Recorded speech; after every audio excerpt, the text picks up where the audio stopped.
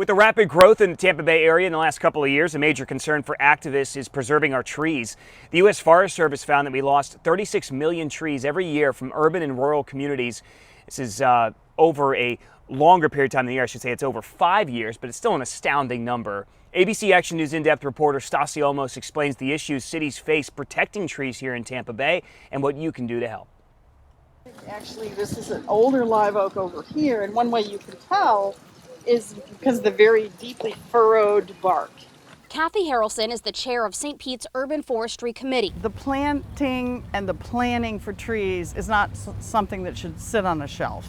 That needs to be an integrated part of development review, permitting. This tree maybe is 15 years old. It hasn't quite, it hasn't gotten really big yet, but is going to be just a fabulous canopy tree. Right before the pandemic, when 330,000 people moved to Florida, the state legislature passed House Bill 1159. It prohibits local governments from requiring notices, applications, approvals, permits, fees, or mitigation for pruning, trimming, or removal of trees on residential property if the tree presents a danger. They also don't have to replace them.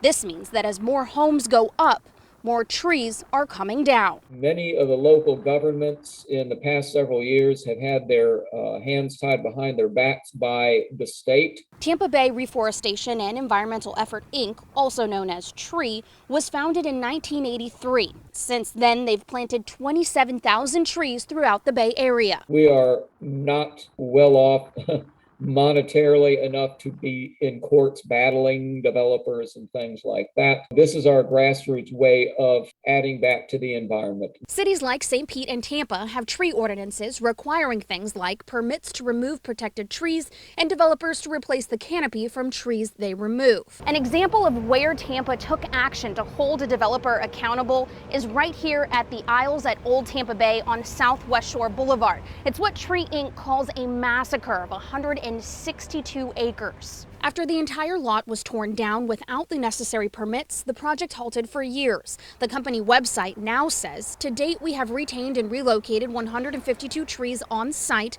and relocated over 700 palm trees to off-site nurseries. This exceeds the 50% City of Tampa tree retention requirement. Construction of sewers is taking place now. I don't think trees are being worked into the plan enough.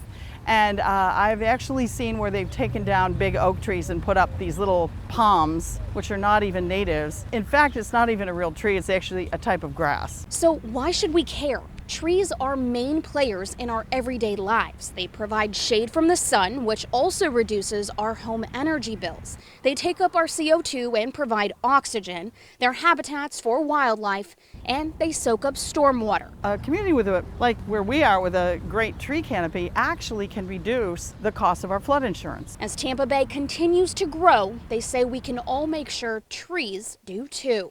The best time to plant a tree was 20 years ago, and the second best time is today. St. Pete is also asking residents to join an app to map trees near their homes to help figure out the city's tree canopy and where more trees need to be planted.